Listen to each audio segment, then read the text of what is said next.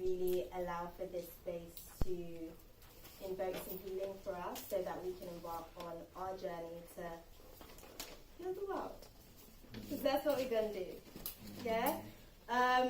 Like, this for me, I was saying to the ladies that sort of like got here a little bit sooner, I was saying to them, it's not ironic that we ended up in a church, because essentially what we're doing, as far as us as a people, is practicing the state of Christ consciousness rather than reading the words of something we don't perceive to understand, truly. So today is really a moment for us, I was saying to the ladies, to reclaim our power. The tools that I've sort of like put together, I feel like these are tools that I've basically utilized over time, and they've really allowed for me to benefit as far as self-realizations and going on a path of healing by journeying to the really dark and deep places that need to be shown and unraveled. And that's why I said to you, what is it? Because this right here should be like a completely safe space. That's what we're trying to really achieve, at least from this space, so that we can then bring that forth externally for each and every one of us, like in our lives actively. Because I'm sure everybody sort of like in this room has some level of pain that they perceive to be a block, and in a lot of ways it more than likely is. But what we want to do in this moment, the intention, is to go within to embark on self-counseling. Because at the end of the day, while you can have a conversation with someone and they can, on like bearing your soul to someone can be healing in itself, to have that conversation. But also once you have that conversation, it's all about what you're going to do about those feelings at the end of it. So the tools here is really to support us on a journey of that aspect of it. We're going to be utilizing Sahaja Yoga, so we're gonna work together. We're all sharing, guys. My ink ran out, but it means that we can just be closer together. So, like, some of us have like one sheet and somebody has the other. So share a sheet with a partner that you don't have. So you guys will be able to. She can't vote. She came to Okay. She came closer. I'm talking about Elias. Yeah, you two are good at the back there, yeah? You're good. What have you got? Everybody should have a piece of something. Cool. It's like a map. We're all sharing our maps to self, basically. I'll share it. Yeah? Awesome. So this sheet right here, I'm just gonna like very quickly, as quick as I can, sort of go through it. This is, I was saying to the ladies before, this is while we're like constantly, while we're subjected to interpreting the world through black and white and Asian and all these different things, all these external factors, this is what we will look like within. So when we say that we will bleed red, essentially at the core of that red, this is what we look like internally. So this is basically a diagram of the internal system, the chakra systems.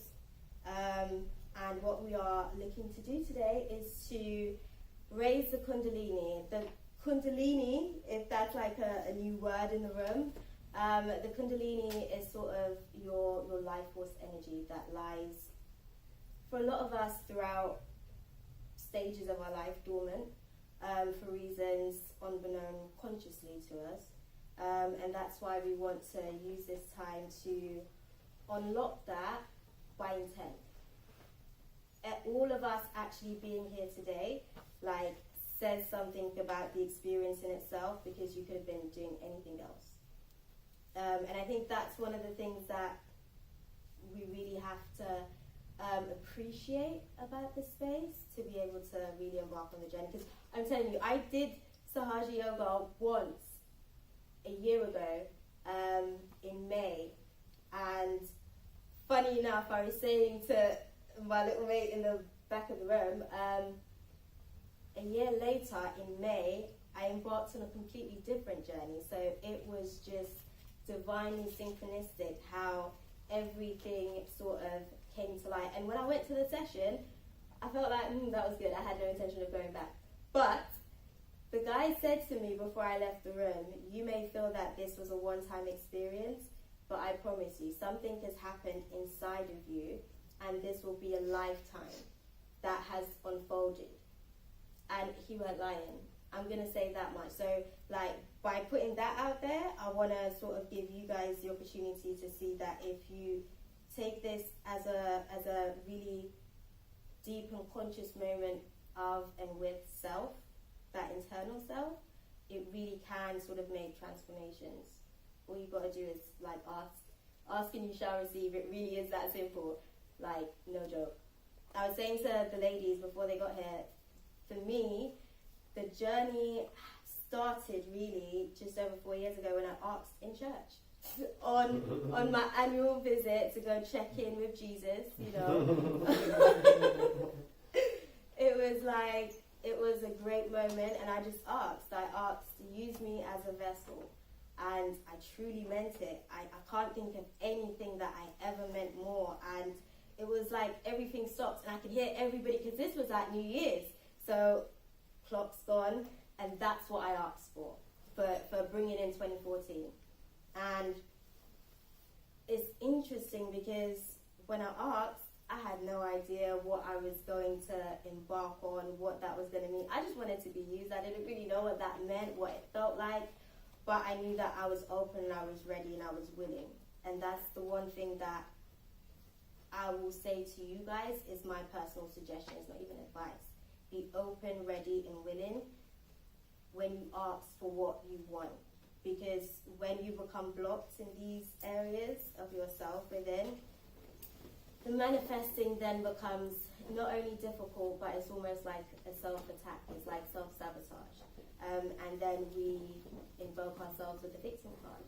And no such things really exist except our perception of what we feel like we're experiencing. So that's why we want to claim back our power. Because if we're going to go out there and say that we want to change people's lives with the movement that we're trying to create, like on some Michael Jackson stuff, we have to start with ourselves, because we will only attract what we already have within us.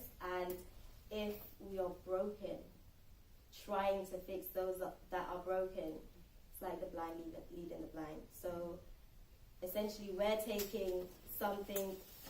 doing something for ourselves, but it's sort of like underlyingly doing something for the evolution process of mankind, because we're starting a movement. This shit is happening. Pardon my French, y'all.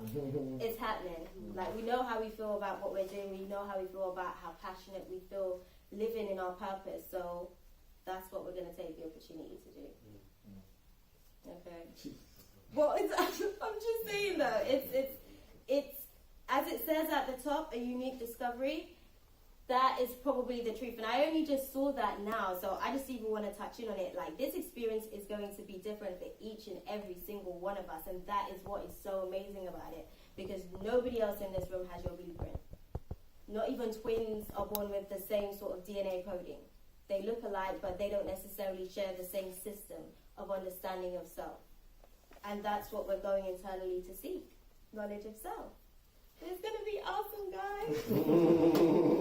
I'm so excited. I'm just saying.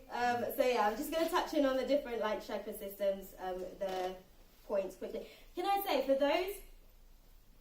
Sorry, I'm dry out. I feel like I need my water already. Let me get you but some. yes, please. No. Let me get the one from outside. What do you want? No, you're good. No, it's my vessel. Yes, you know. I'm going to explain the water as well, guys. Thank you, Sam. It is my vessel.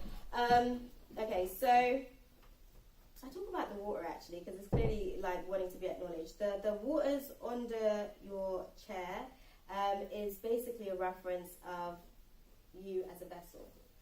So you've chosen your bottle today. Come get your vibration. Like you guys have chosen each other essentially. The vessel has chosen you just as you've chosen it. The vibrations in these bottles is like a reflection of your DNA. The elixir of life itself, our coding of